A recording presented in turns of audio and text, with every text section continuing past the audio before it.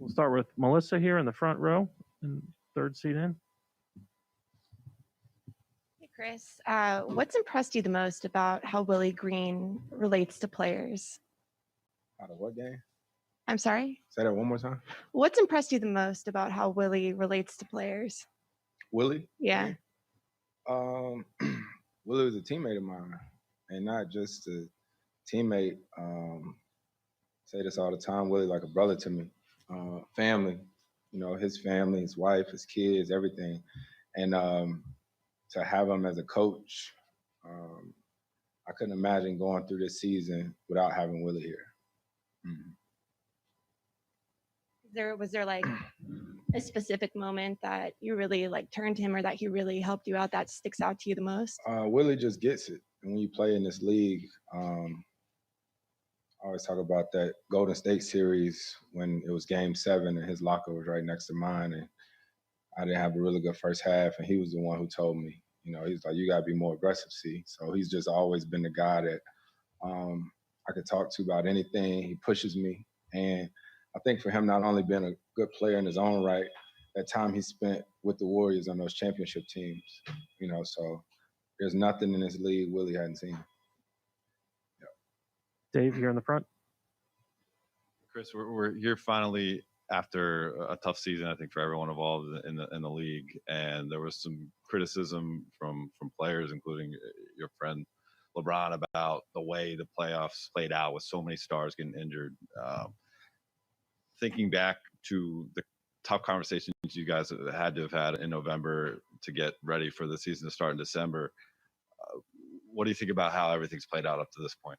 Man, one thing about our league and its players is everything is always a conversation. There's a ton of guys on the executive committee who are working hard on things right now as we speak, day in and day out, traveling. I wish you guys knew all the things that are going on. So decisions that are made as far as playing or not playing, players are always involved in it. Injuries are always unfortunate. You hate to have them, but just like when we went to the bubble, everything was discussed as far as the players and the full body of players. Everything that's good for this guy and that guy might not be the same for that guy, but everything has always been a conversation, and it's going to continue to be that way. So, if people don't like it, then everybody got the same opportunity to be a part of all these conversations. Mark in the middle. Chris, what's the last couple of days been like? Have there been any phone calls, note, or text that really meant a lot to you? And when you see the signatures behind you, like the NBA Finals, what does that really mean to finally be here? It's different. Obviously, having practice here, not at the practice facility, but it's still basketball. I think we all locked into the goal at hand. And excuse me, not much. Just I don't know. It's weird, no games being on. I usually watch games every day, so that's probably the part that sucks. That's probably the part that sucks the most, but I'd rather be playing than not. But other than that, just life. Any messages or calls or that meant something to you? That's probably the part that sucks. I don't know.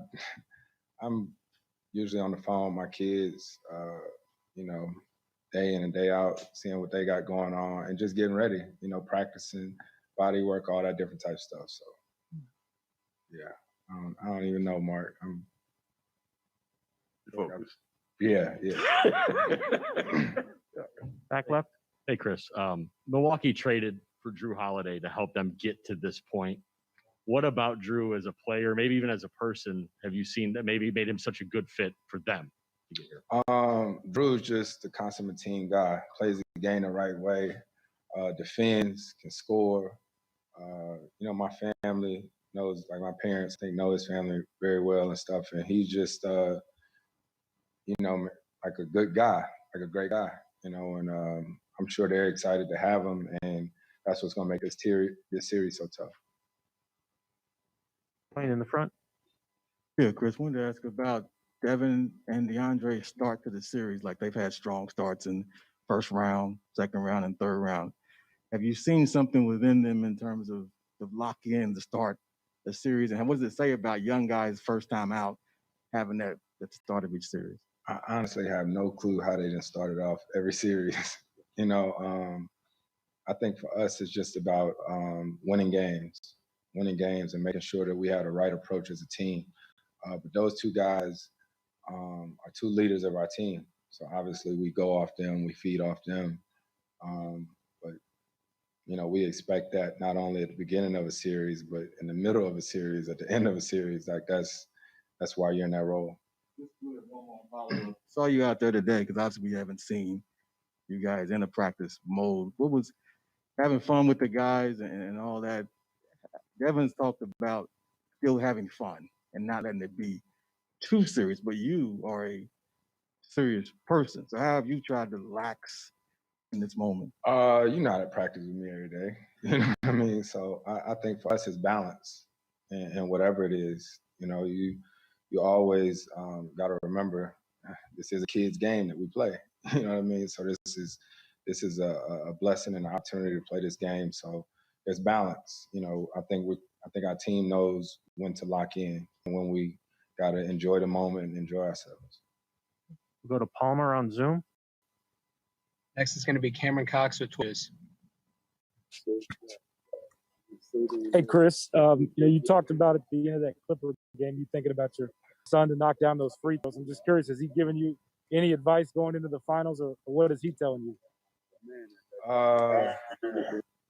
Shoot, Chris say everything to me. He tell me when I'm playing well, when I'm playing bad. I think that's probably the most exciting part is my kids are of the age that they know everything that's going on. My daughter, who hasn't been a fan of any of my games my whole career, I think that's probably what touched me after the Western Conference Finals, is to see her with emotions and see her so excited. So, yeah, just enjoying the process and all the different moments of it, but ready to go. Final question is going to be Jose Romero with the Arizona Republic. Hey, Chris. You played with PJ Tucker. You've seen him over the years. I just want to get your thoughts and your take on his game and what he brings to the Bucks and what he's brought over his career. Yeah, a big piece of their team. Them picking up Tuck, I think has helped them a lot. Tuck's always just going to do the dirty work. Whatever his team needs him to help his team win, he's always going to do that. So it's a big pickup for them. Thank you, Chris. Yep. DeAndre will be right up.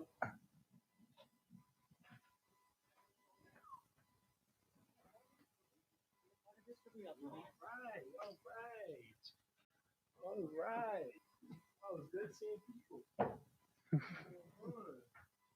Y'all be on the Zoom call. All right. I didn't even know this room was this big. All right. We'll take first question right here. Kellen? Hey, DA. Giannis's status is up in the air, but if he plays, that's a matchup you took this season, last season, and you fared well with it. What are the keys for you with defending a guy that unique? Basically just being the first man on defense, making sure I'm a presence, foul awareness as well, always showing my hands and just matching his physicality. Giannis is a guy who motor is insane, and you just have to match it and compete. That's what it comes down to. The end of the day, just competing. Thanks for back, Eric. Hey, DeAndre.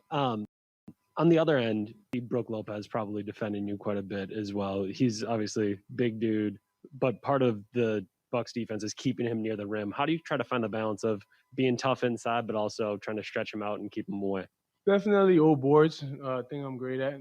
Just attacking the glass, being relentless on the glass. Being the first man in transition. If he crashes, I'll probably be the first man on my end to probably get in early seals, just to try to put some pressure on the rim to change the game up a little bit. Angles, just finding good angles on the way I set screens to get people open, pin downs, on-ball screens, just ways so he could guard both and put pressure on them, having 2 against 1. Back right. Hi, DeAndre. Is there any moment that already hit you and they make you feel like, okay, this is the finals? That's a different atmosphere already. Walking into here, seeing Mr. Larry on every poster, it gave me goosebumps. I don't know if I was a part of it or I'm just here to like look around or I'm just here for the NBA. I do not feel like I'm a player right now, but but I am. You're a part of us. Facts. We're going to go in the front row. Dwayne? Yeah, DeAndre, you've started each series with a strong game. What has been the key to that, you feel? Just being relentless, doing what I do best. Just being a presence on both ends. Defense is what get me going. Getting a couple boards off the glass, getting outlets, getting other guys running a little bit, getting a win, getting the butterflies out. That's what really get us going. Just attacking early, and that's what we're good at in transition, and we're good at defense as well. Okay, we're going to go to Palmer on Zoom for a couple of questions. Next up is Mark McClune with Arizona's family. Hey, DA, with the two games that you played against the Bucks this season, as close as they were, how did the competitiveness of those two games prepare you for the playoffs? I think it prepared a lot, but at the end of the day, this is the playoffs. Lord knows what they're going to throw at us. It's just mainly sticking to what we do, sticking to the script, not changing anything, but just being relentless, playing together, moving the ball, and just attacking and transition as best as we can and making sure we clean up the glass on the defensive end. Next is Greg Moore with the Arizona Republic. Thanks, man. DeAndre, good to see you, man. Good to see you, brother.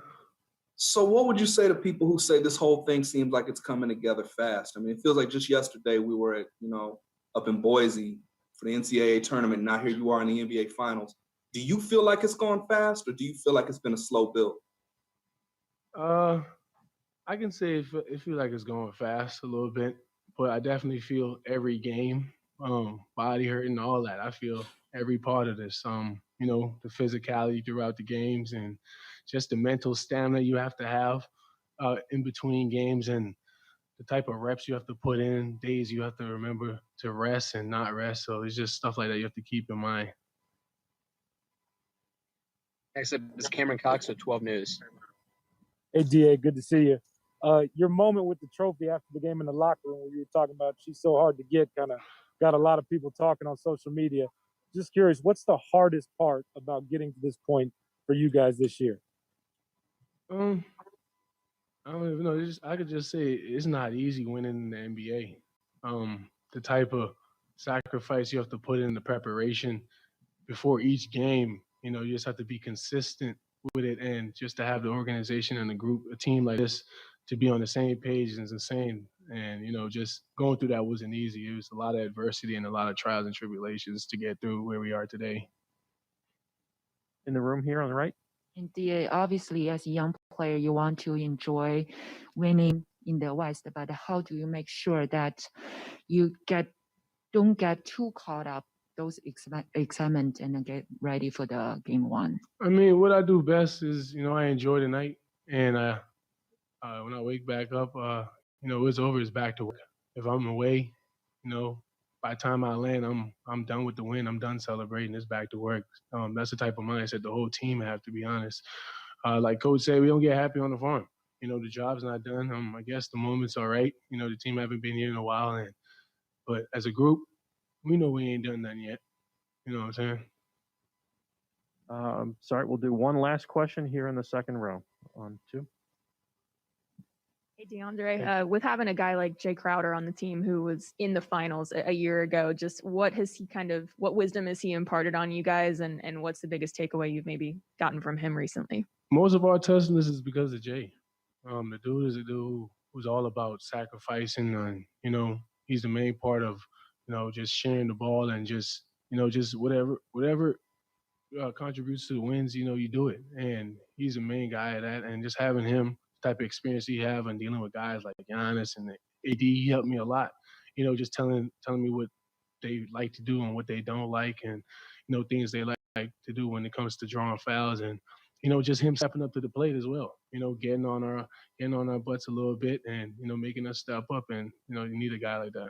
Has he shared anything specific about the finals, specifically like, okay, we've been through the playoffs, but this is going to be an even greater challenge? Man, he just always tells us to be prepared. From the get-go, we had a meeting, and he was just telling us, he was just locked in on just telling us, the only thing is just consistency when it comes to things like this. It's not going to always go our way. It's not always going to look pretty, but consistency is what kicks in. Thank you, DeAndre. All right, thank you.